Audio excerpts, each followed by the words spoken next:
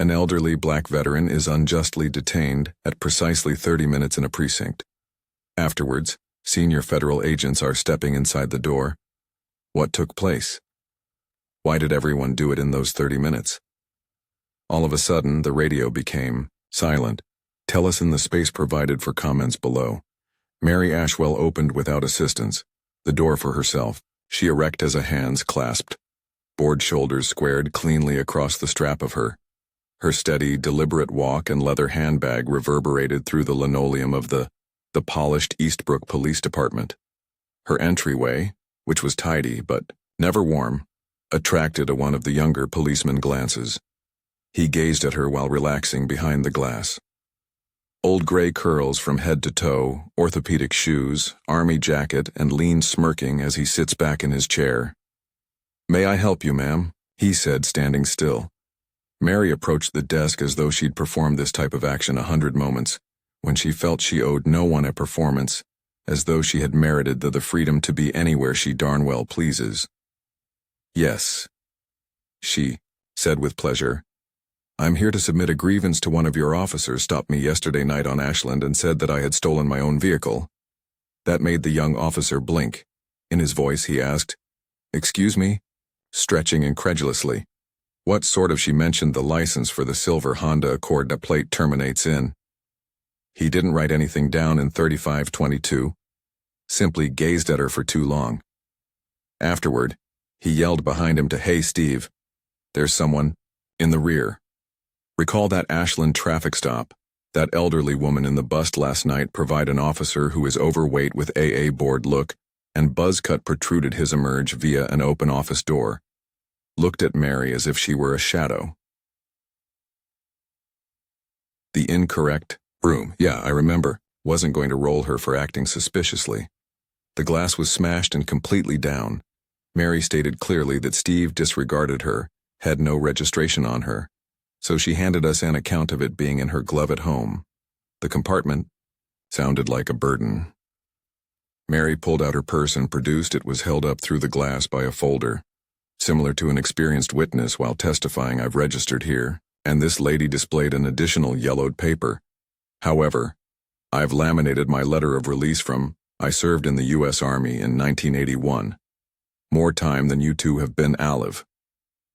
One of those pauses occurred. Dense ones. As if the air had transformed into moist towel, but Steve simply snorted. "All right, no need for the theatrics, ma'am.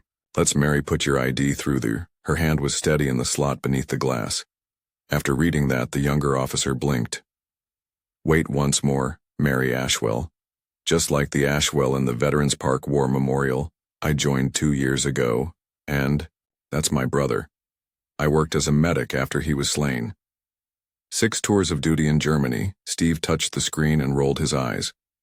"Anyone can hold a glass with his knuckle. Woman, claim that you had the option to print that. For all we know, the letter at Kinko's. I'm not in any difficulty, but you can't simply enter here and accuse the police of misbehavior." Mary didn't recoil. "And I didn't blame someone because I said, a reality." Similar to an official review which occurred when the younger cop also got to his feet. "You will have to wait, so hurry up, ma'am. I've already waited for the procedure we have." "All night, Officer McPhersonson," she said, "and I was arrested by Officer Daniels for on the side of the road for about 2 hours, chilly without a ticket or an explanation." Steve shook his head, saying nothing, and came. "That's enough around the glass," he remarked. "I'm going to request that you enter we'll work this out in the waiting room, but..." His tone wasn't soothing. Rather, it was commanding, at which point the change. "Turn around," Steve added, changing. Mary looked at him and gestured to his handcuffs. Him, followed by her for the first time. Expression broke, but not out of terror. And with a voice full of grief, she drew a single breath. "You truly want to do this," said Soft. "You're upsetting the tranquilly," Steve remarked. "You're not cooperating, you're entering as trespassers till we confirm." The younger officer stood with your ID clumsily behind Steve, obviously uncertain. "I showed you my ID now," and Mary said your Steve didn't reply, so he held it, grabbed for her arm and withdrew it. Just enough to be a little less aggressive. "I serve this." "Say, no, not like this." She answered, "Country, You don't get to treat. You don't belong here, and I don't stop talking and snap, Steve said, took hold of her wrist. She didn't resist, but she also didn't leave peacefully. She glanced at each of the officers present as he. You'll remember this, she said, cuffing her. He led her, saying, every last one of you. Past the holding cells in the rear. A staffer at the counter began to speak. Something paused, then shifted to his screen as though it might shield him from. Mary was sitting in the booking room. Slowly, their hands remained bound, but they hadn't even looked inside her luggage. Yet her eyes weren't situated on the wall, but rather on the. She appeared to be counting the clock. She was tracking someplace in her mind. Moment that she had strolled through the 11:13 a.m. She was in handcuffs at the door at 11:16, and at 30 minutes later, at 11:45, those identical officers would become immobile when 3 black SUVs without license plates pulled up to the station. But Mary Ashwell, for the time being, I waited quietly, not afraid or sad, simply awaiting the overhead hum above Mary. Fluorescence buzzed like a Nancient song that she didn't enjoy. She sat still on the inside wooden bench, her bound wrists remained in the holding room. When the cold steel dug behind her back into flesh that has witnessed death and conflict, saw unfairness in all types of the same unthinkable, but this was unique. This was not the battleground. Intended to be on the other side or at home, Steve, the door officer of the heavy metal. He clacks his boots against the Jason, the younger cop, has inexpensive tiles. Name tag said that he was stooped. At the Mary's ID being stared at by the dispatch desk like Jason had already warned that it may catch fire. Searched her up, and her file was pinged by the system. Immediate military veteran status release without a warrant or even a parking ticket. The lady was more hygienic than there was a federal seal on her file that the majority of Eastbrook's officers had never saw previously. You find anything? Steve inquired while biting a toothpick. Jason answered slowly. Yeah, a nervous habit. Steve halted, saying, I discovered a lot. What's that mean? Jason's response was incorrect. He shifted the display a little, so Mary's record was filled, as Steve could see, crisp black lettering on the screen, though the bolded and underlined top line does not retain level 4 clearance contact, adjacency right away. If there is a legal issue, Steve Squinted's enforcement action matter, what the devil is? Clearance level? Was murmured. For Jason's mouth opened to say, not the station phone, but something else. Before he could line up 2 priorities, it rang. Ring. Jason gazed at the flickering light. Red. Steve nodded and said, pick it up. After hesitating, Jason responded to Eastbrook. Speaking, PD Officer Hughes said he didn't even pass past the spoken greeting on the opposite end. Cut quickly and sharply, not shouting, but it was motivated by instruction, like they were accustomed to being followed. Do I need to contact Special Agent Naomi Carter? Talk to the person who contacted a Mary Ashwell this morning right away. Jason gulped. That would be Officer Garrison, he said, remarked, looking at Steve, who held out, but picked up the phone and said, Who's this again, Garrison? Special Agent Carter, the voice said. You reached out to Mary. This morning, Ashwell. Yes, she did walk, entered the station, and became quite combative, with the employee's refusal to cooperate. Was a brief pause that allowed you to sense. Steve, is she in your care on purpose? She's being kept for processing, she blinked. Yes, Steve, what time did she arrive? Examined the wall. About 30 minutes ago there was another stoppage. I will need you to let her go, right now, and assemble any officer who talked to her in a room where we'll be there soon. However, the queue was already dead. Steve gazed through the phone, as if it had. Who the devil was that? Jason offended him, flipped his screen to completely face him. Perhaps you should read the remaining Mary's file. Second page loaded in black. Bars that deleted lines across the most of it. But the text that was unlocked was already terrifying. DOJ Cross Agent, Active Operational Assistance Liaison, retired with continued honors. Steve's lips opened on the consultation status. She was waiting a little while with the Jason stated that DOJ is not only with them, worked for them, and very likely still does. Consultation is a part-time role. Steve turned in the direction of the holding room. Mary remained sat, her face pallid inside, casually, as if she had always known what was approaching another cop down the hallway. Raina, the constable, leaned against in the break room, a bag of chips hand. "You guys appear to have been kicked." "Your dog," she said, forcing herself to handful. "You may choose to stop talking and take a moment to listen," Jason's voice urged. Steve said, "We're in it real deep." Didn't respond and proceeded to the holding room and cautiously opened the door. Mary didn't flinch when she glanced up at him. "Miss," he cleared his throat without smiling. "Ashwell, there appears to have been a misunderstanding which I will eliminate. She stood silently in your shackles." Steve fumbled, turning her back to him. When the cuffs were removed, with the key, Mary reoriented herself and made adjustments, sleeves, and passed him as if he was absent from the main room where Jason was. The hush broke as they remained still. Only after several black SUVs rolled by, to a halt near the front entrance. Tires that are quiet on the pavement, doors snapped open, boots struck the floor 3 times. Black-suited individuals strode in before. One of them is tall enough for anyone to blink, a woman of color with her hair pulled back. Prior to a word, Tight displayed her badge. Special Agent Naomi left her lips. "Open, Carter." All of the hands in this chamber were even Steve complied with Naomi, and I can see them. Walked directly in Mary's direction. Not softer, but a change in expression. She offered her a different familiar hand. "Ma'am, we arrived as quickly as I know." Mary gave her a slight nod. Naomi would turn back to the officers who restrained her from speaking. Steve cleared his throat, indicating I was unaware that Naomi had interrupted him with just one glance. She turned to Jason. "And you didn't ask?" "No, ma'am, I didn't," he said, shaking his head. "Touch her," and she nodded when you stayed. She gestured for Steve to come. Steve opened his door with me upstairs. Mouth. But Naomi was walking Mary already, followed slowly but steadily by the others. Remained still and stuck in the startle that resulted from understanding just. Jason looked at how horribly they'd botched up, then made a move towards the station. He filled the coffee pot with trembling hands, drinking a cup and gazing at the door. They vanished into thin air.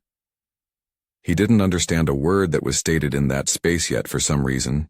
He knew it wasn't upstairs. Considering what transpired this morning, it was about all of the events that had occurred prior to it, and the type of Lady Mary Ashwell had been upstairs all the while. The walls were not covered with fading safety plaster. The room with old department documents or posters was quite plain, and too tidy for the type of stress that had now become.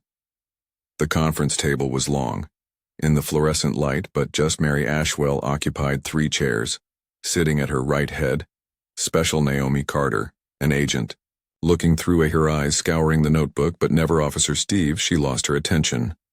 Garrison's palms are sweaty and his back is tight.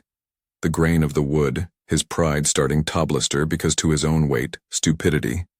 Naomi spoke. "First, and you placed shackles on a distinguished veteran with federal clearance following her offer identity, as well as a legitimate complaint."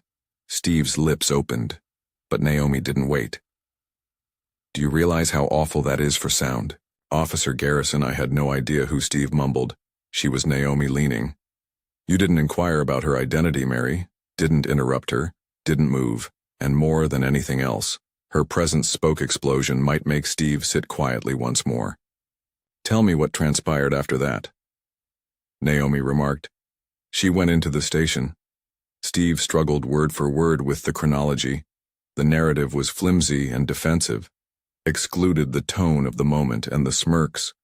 Upon hearing her say that, she served, but Naomi saw all the mistakes. Similar, like a hawk flying over a field while he. When Naomi was done, she put down her pen and turned to face Mary, asking if she would want towed anything. Mary asked in a quiet, "But no," she said, as sharp as the edge of a razor, stated that his silence speaks louder than words could. Naomi flexed her jaw and tapped her pen. Once, twice, then against the table. The room froze once more. You know, slowly, Naomi stated. I met Mary Ashwell 10. I was a new employee at the bureau years ago. Scared Green was hardly trusted to create coffee without following the proper procedure. Steve initially gave Mary a sidelong glance. The room had changed in some way, perhaps even dread of what she was doing. Advice on contracts for our post-9/11. We didn't do counterintelligence audits. Still be aware of half of what she had done. The little files I have seen don't. Naomi leaned in a little and spoke firmly. Some of the names are ones you wouldn't think operations. You won't ever hear about. Mary Ashwell was more than just a medical professional. She was the binding agent in a dozen closed disproves the notion that women and men came Mary at home didn't blink, allowing Naomi to talk as if the past didn't exist. Ever. Had to demonstrate Steve's throat as he gulped. It clicked. I apologize, truly am, if you didn't know, but I did. Wish to know what Mary said, cutting him immediately, off softly. You had a badge and a uniform. For you it was sufficient. The words didn't biting. They become as ingrained as fact. The precinct hadn't moved downstairs. Jason watched from the window as the other policemen. SUVs are idling. Clusters of whispers. Yet the strain was too dense for dispatch to overlook. Remained silent till he said, You suppose is she really that significant? Raina, she leaned on the desk next to him like she always does, something extra in place of the sneer. She didn't flinch, Rhea stated in a bland tone. Didn't shout, but instead gazed at us as if we were fooling ourselves. That's often when a person is truly harmful. Or real protected. Jason gave a nod or a backward nod. Naomi stood upstairs, and this isn't just. This is about all women, not just her. Such like her who enter spaces and are seen as though they don't belong because they are black. They are older. Steve didn't quarrel with them because they are ladies. His expression stated he would no longer protect 20 minutes ago. You're going to compose a statement, Naomi added, and so will all of the officers present in that lobby complete. Openness, then you will take a seat with internal affairs and you will say just what occurred without any modifications. Steve gave a forlorn nod of excuses, and before Naomi said, You do that by stepping closer. You intend to express regret to Ms. Ashwell appropriately, not as though she's a suspect. She was embarrassed as a human being. In the same structure where she had previously vowed to safeguard, Steve gently turned to face Mary and said, I apologize. But it was truncated, he remarked, robotic. Naomi's eyebrows sprang up once again. Steve closed his eyes and let out a breath. I was wrong, he said, looking Mary in the eye. Said, I handled you as though you didn't, as if you weren't worthy of being heard. I disregarded you and showed contempt. All that you have contributed to our nation. I sincerely apologize, Miss Ashwell. Mary examined him for a considerable amount of time, and at last, he replied. Remember it. Naomi moved. Steve stood at the entrance, saying, We're done here, gathered his belongings and departed in silence. Mary rose gradually, not because of aging, but because every move she made was done with dignity. Went back down the hall next to Naomi, their steps moving in unison like two sides, both the past and the future of the same tales, strolling, descending the stairs together. The type of silence returned to the precinct. Of quiet that helps people understand. They just seen something that they will. Now don't forget that Mary didn't speak to the room. Naomi did not have to, but she did to those of you who watched and stood by, she replied. Without speaking loudly, ask yourself, what would you have done in this situation if she, your granny, your sister, and you, Jason, the commanding officer, moved in? While Rena examined her shoes, Mary received a firm nod, and he opened the door. Mary, sunshine streamed into the lobby, stopped at the doorway before turning. She looked back at the cops. She remarked, My uniform didn't define who I am, pointing to the still-used army jacket slung across her shoulders, yet it reminded me of the person I might be. Straight at Jason. The choice is now yours. What type of cop are you going to be? Don't waste that one day, Jason. Nodded and gulped, followed by Mary Ashwell left with a straight back, and the brass was quiet as the sunshine struck it. Above her heart she has an Army combat medic pin, RET. The doors behind her slowly closed, yet her presence's echo lingered for a while. When she emerged from the structure, the sun was Mary Ashwell, warm against her back left, the front of the police station. Steps, her hand softly resting on the street was silent, with a rusty iron barrier. However, something in the atmosphere had changed to provide an intangible, indisputable weight. Not from her shoulders, but rather from people noticed her in the air surrounding her, not because of her age or color, skin or the facial wrinkles, but for something else, something that had always Naomi was there walking next to her. Tempo measured, they first remained silent. They didn't have to idle a black SUV. Silently at one of the back's curbs as they got closer, doors opened and Naomi motioned for Mary to come in, hesitated, then climbed in and flipped her head a little, taking a final glance at the structure behind her. Within, the police officers who had observed her with what had been suspicion an hour before now stood gathered around the window observing her. Their features' tightness remained reduced misunderstanding and increased consciousness, and perhaps for the first time that day, they saw her Jason standing for much longer. Taking a notepad away from them, he had always carried the same one about, like he wouldn't really use a prop today, composed his first actual lines of notes regarding obligation for errors on the distinction between Mary's service and power. He observed her, Ashwell, till she vanished into the car as the SUV. Mary tilted her head back as she was taken away. On the seat and allowed the sound of over the quiet, Naomi sat. The engine ran smoothly, thumbing her in the passenger seat phone, but her voice cut through the silence. The news conference is scheduled to take place. Mary opened her eyes later. This week, they should be asking if you'd want to. Mary's lips quirked upward as she spoke. Silent grin. What I needed to say, Naomi. I've spoken. Fair enough. The automobile rolled after he nodded. Via the little hamlet of Eastbrook's downtown chain of streets with crumbling pavement, Cedaries, and those who continued to wave heads, turned as they came into contact. A few individuals pointed at the black SUV as it passed. Others simply gazed, unsure if the someone was the woman in the rear seat. Significant or merely well-known, they didn't. Not all of her narrative, but they. When the SUV came to a stop once more, it was before a large crimson building with a next to the door is a little bronze plaque. The letters from Ashwell Community Center were spotless and the building appeared commonplace, yet it hummed purposefully. A bunch of children were sitting on the front steps. A lady wearing scrubs eating popsicles grinned and opened the front door when Mary gently stepped out of the SUV when she noticed it. Her stance is proud, yet her knees are rigid. One of the kids could be 10 years old. Rose and gestured, "Miss Mary?" The scrub-clad lady turned, "Didn't anticipate you till the next week." Mary grinned as it appears that my schedule cleared away.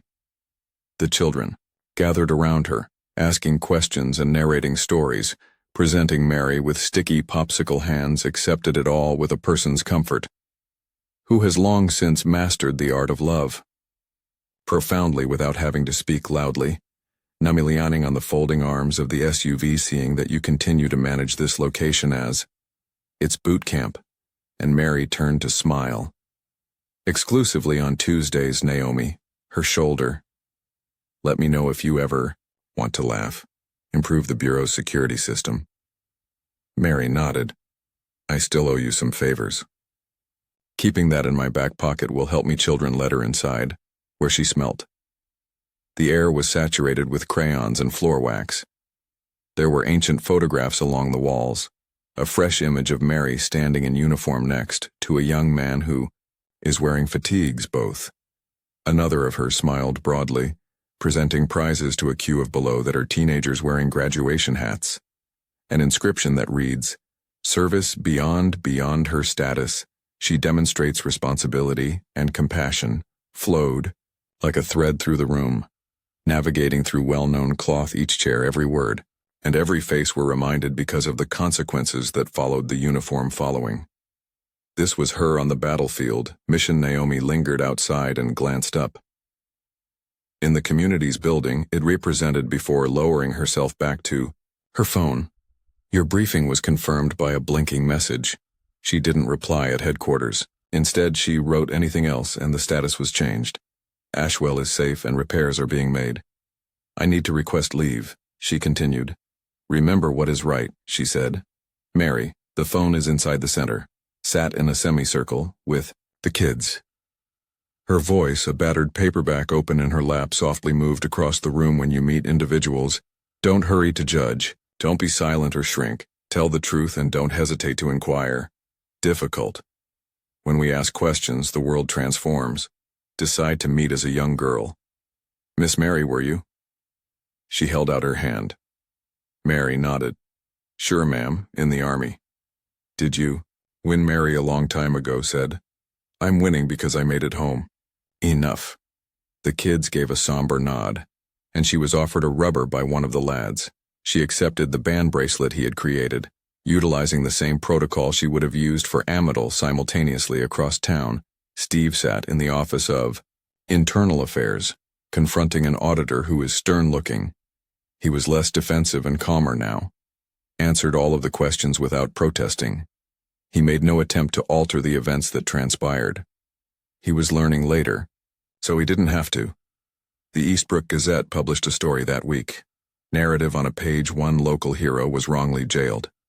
Tale inspires the department to alter the image, depicted Mary walking outside the precinct, sunshine gleaming off her jacket. The calm community leader was the subheadline. Veteran of the war, the tale of schoolteacher Mary Ashwell reminds a place to hear, not to categorize.